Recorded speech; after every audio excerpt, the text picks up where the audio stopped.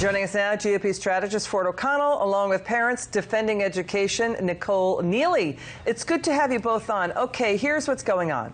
Randy Weingarten's American Federation of Teachers commissioned a poll.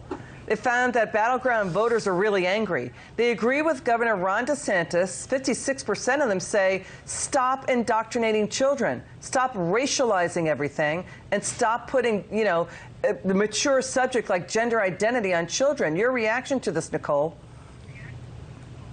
Yeah, color me astonished that parents actually want their children to learn and be safe in school, which is something that the teachers' unions have as their absolute last priority. So it's no surprise.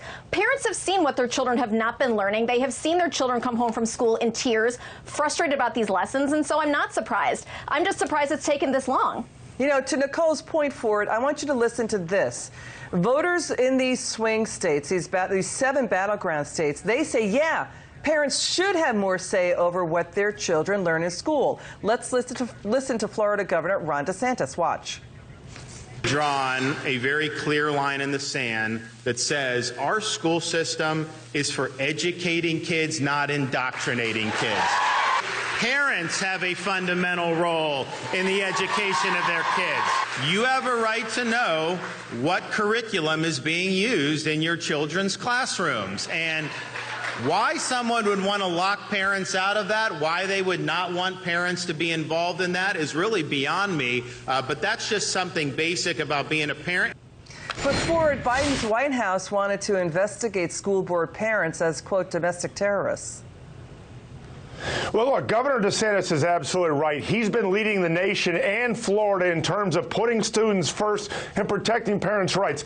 When we look at these polls, what becomes abundantly clear is that voters in the swing states want children to learn their ABCs and their 1, 2, 3s, and they don't want woke ideology. And unfortunately, the Democrats and their cohorts in the teachers union don't realize that, and that's why they're going to get smacked around in the 2022 midterms, because parental rights and critical race theory are going to be huge issues in the states that matter. Yeah, Nicole, to what Ford is saying, school board parents are now the new soccer moms. Talk to us more about what you are hearing when it comes to how children are reacting to the learning and hearing about these mature subjects. Are they anxious? Do they get upset?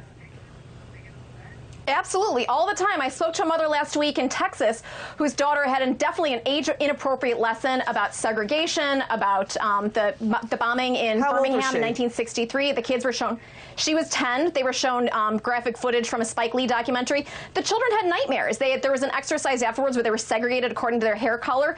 The kids went home and were worried that they couldn't be friends with the kids because it wasn't put into context. A lot of this falls on the shoulders of teachers to explain, and again, choose age-appropriate material. But children are sad, they're distressed, and parents see that reflected, and that's why families are so unhappy with what's taking place in American schools these days. Nicole, to what Nicole is saying, Ford, it feels like they're just bullying through this agenda without any concern for the children themselves, Ford.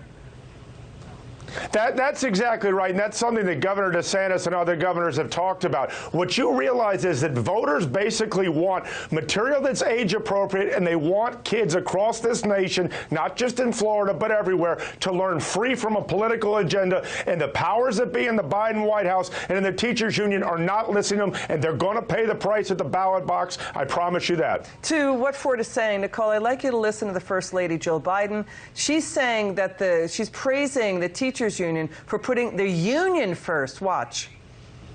It's what makes you such a powerful leader here at AFT. So thank you for your friendship. Thank you for caring.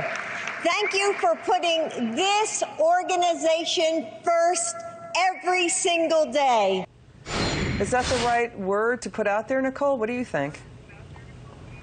Well, it's an accurate phrase, let's say that. We did know that the unions put themselves first. They wanted to collect their paychecks and keep our schools closed. They put our children last. We saw the NEA at their annual meeting vote on things like unfettered abortion access and Medicare for all, and not about student excellence and making up learning loss, not about keeping our students safe, and that's why families are unhappy.